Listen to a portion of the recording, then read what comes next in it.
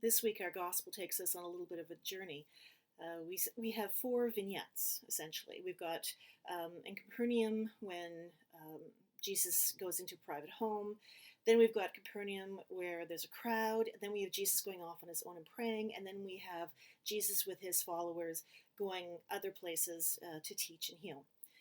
And all of these together kind of run the theme of restoration, restorative gifts. So we're going to unpack that a little bit this week. And the first thing off the cuff is the story of healing of Simon Peter's mother-in-law. Now, to my young, untrained, uneducated, very feminist ear, this story has always been a real trouble for me because he heals her and she gets up and serves them. What's that all about? Why are they not serving her because she was ill? When we hear scripture with modern ears, we often end up being deaf to what's really going on in the cultural context. So I'm going to break it down a little bit to what was going on in first century Palestine. One of the things to remember when we're studying the Bible or listening to sermons or doing our research or even just reading casually is that while Greeks and Romans and Hebrews all shared the same political space, they had very, very different cultural space. For Western thinkers, we hear Greek and Roman version of a woman being in the household, and that essentially meant she was in the house, period. Didn't go very far. That was her community, her domain. The Hebrew culture was very different. For the Hebrew culture, and this is practiced among conservative Christians to this very day, the Hebrew culture, the household was the woman's domain. The public sphere was the men's domain, but the household included the economic aspects. So anything having to do with money, anything having to do with raising and caring for children, anything having to do with running servants, running a business, taking care of the bills, that was all something a woman took care of. That was a household activity. The men were doing their work in the community, so social engagements, helping out those who needed to be helped. This was the setting for the first Christians that emerged in. So a woman was not merely someone stuck within a building. She had a wider role. And right off the hop, we see the story says that Simon Peter's mother-in-law was in the house he shared with his brother Andrew. Now, housing in that time, community structure at that time, was patrilocal, which meant that when a bride married, she joined her husband's family. She went to his house. That was the procession that happened to make a wedding official. Is that the groom came to get her at her house, took her to his house where she would spend the rest of her days. This was not a matter of setting up their own housing. Single men and married men in the same family lived together. They brought their wives in, and these were how these communities formed and how the social networks of the day worked. So here we have Simon Peter having his mother-in-law, not his mother, his mother-in-law. If his mother-in-law was not living with her sons or her husband's family, then something had happened. We have no idea what. Could be as simple as death. It could be as complicated as politics.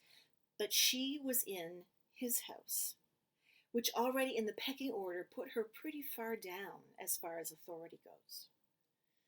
And yet she's the only member of Simon Peter's family that is ever referenced. It'd be nice if she had a name, because we unconsciously take people with a name more seriously than just a description. But Mark is not one for giving a whole lot of names. In fact, we don't even know that Mary Magdalene is part of the assembly of Jesus' followers until the very end when she's watching him die. So Mark built on relationships, and this woman was significant enough to have her story told for generations before it was written down. That Jesus came to this private house quickly, and everything in Mark happens quickly, because she had a fever, which could very well mean she was dying of pneumonia. It's as good a guess as any. We have no real way of knowing. but she was not well. She was probably not going to live. Jesus went to their house, reached for her, and raised her up. Now, again, so much is lost because we're reading this in English and not in the original Greek. The raising up is also the word that was used when Jesus resurrected, that he came from the dead and rose. So here we have Jesus reaching out to Simon's mother-in-law and raising her up the way he was raised from the dead. And he brings her back to completion. He restores her. And she gets up and she serves. Now, the word for serve is also related to the word for ministry. It's diakone is the word that will eventually become normative. In the household context for a woman, that includes kitchen service, where she makes sure, maybe not handing them the bread and the wine, but overseeing that this is going to happen. For men, it's doing community service, so taking care of helping their neighbor or being part of meetings or settling disputes. So that was the type of ministry that the men did in the political world, which was mirrored but different than what happened in the household. So she got up and she ministered to them. One of the things that we discover about Jesus is he does not sit in power over everything. He waits for people to come to him. He's not just serving, he's being served. And there's a relationship there that I think is part of why Jesus came to be and be in our community, is to show that interaction, to show that Jesus, who served people, was also willing to accept being served by them.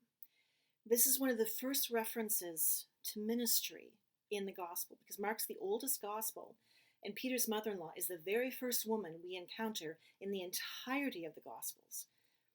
So to dismiss her as merely some relation that got up and served them coffee and cakes is to do her a disservice. She was significant. She was recognized for her ministry and service in a home where she was not the woman in charge. So what do we learn from that? I'm just going to hang that there for a bit and move on to the next vignette. We have people coming to Jesus. Now, there's kind of this sense that when people are brought to see Jesus, or when people are brought anywhere, that they're kind of rounded up, and that people, almost like sheepdogs, go out and gather them in. But that's not what's going on here with the language. The Greek words around this says they were compelled to come. They had the sense that they had to go there. And Jesus offered healing, and he also banished many devils and demons. Well, we saw last week what a demon, in essence, it was this caged being who was not able to be fully integrated in society. And again, we have Jesus telling the demons, like, don't speak, don't identify, because the demons recognized him, even if the humans didn't. Jesus, I think, wanted the humans to figure this out. Didn't want the demons kind of giving it away too soon. But he got rid of all of these demons. And this was his time in Capernaum. And then the very next morning, really super early, we go into our third vignette. And Jesus goes away quietly to pray.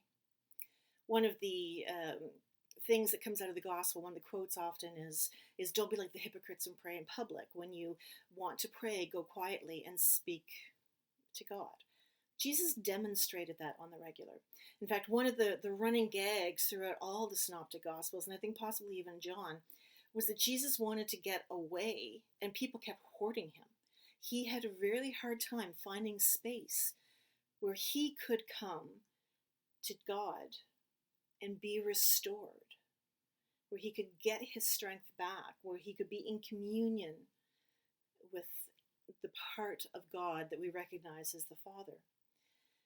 We get Trinitarian language kind of trips us up, and English really doesn't do a good job with that. And we recognize that Jesus is God, but there's also that aspect of relationality, of a parent and child relationship that God wanted us to understand. So Jesus wanted us to understand about God. And so Jesus, through conversation, in prayer, demonstrates for us what that relationship can look like and how God can be involved with our existence, how we do that. But he's hounded. In fact, the reference in many translations is that he was hunted down um, by his disciples, almost like little children. If you've ever been around them and you, as their caretaker, leave the room, they absolutely cannot deal. They need to find where you are. Even if you have just gone to the bathroom, they will be outside waiting for you because they need to be in your presence. The disciples were very much like that. They were still infants when it came to understanding the faith and ministry of Jesus, and they needed to be where he was. So when he was gone, they went looking for him. They hunted him down and told him more people wanted to see him. Now, Jesus' ministry ran a really tight line between giving blessings and healings and not becoming a sideshow. So Jesus says, I'm done with this for a while. Let's go someplace else, because this is what my ministry calls me to be, that I'm supposed to go around the area.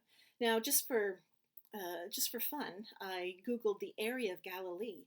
It's just slightly larger than Montreal. Actually, if you include Laval and Montreal, Montreal ends up being bigger than Galilee. He spent his 3 years of ministry in there. So he came back to Capernaum. He came back to these people who didn't have the first chance to talk to him, or a second chance, or a third chance. He was in their community. But he said, my ministry has to continue on.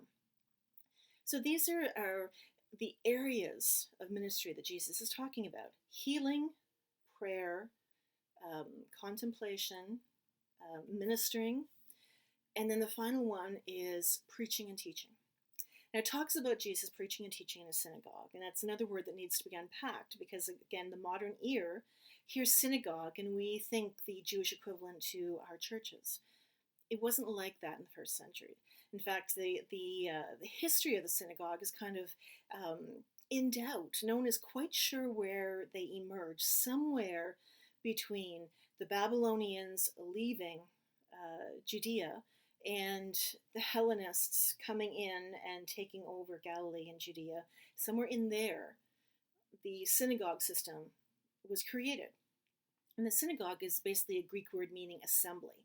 So people gathered in a place. Could have been a building, could have been around a fountain, could have been any place. But it's not, kind of like church in the early years was not the building, it was the people.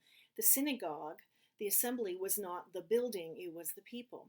So Jesus went to the people, and he continued preaching and healing and casting out demons and everything else that he was part of. But he continued moving. And that's kind of the message that we're given today. There's not one thing that we can take away from this message, except, of course, the theme of restoration. When Jesus enters into our world, when we welcome Jesus in, when we follow, when we look for Jesus to be in our midst, to have that kind of encounter, Jesus is not going to stay. Jesus is going to be there long enough to do the basics and then move on. Not physically, maybe, but spiritually, we need to do the work first. We need to be like Peter's mother-in-law and get up and respond. We need to find our ministry, our service, and get going. We need to be like Jesus' time and go find our time of prayer and meditation and kind of develop what that means. We need to be recognizing the parts in us that need healing and completion. And healing meaning being welcomed back into the community, not necessarily being cured of whatever illness is struck us.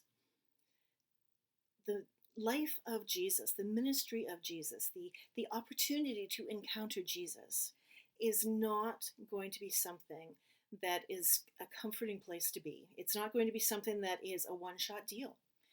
It's going to be coming around and around and around again. It's going to take a bit of our realization, our learning, our growth, and then bring us to the next level of realization and growth. Like Peter's mother-in-law, like so many in the gospel, Jesus gives them something, but doesn't stay with them to figure it all out. That's what we have to do through prayer and meditation and action.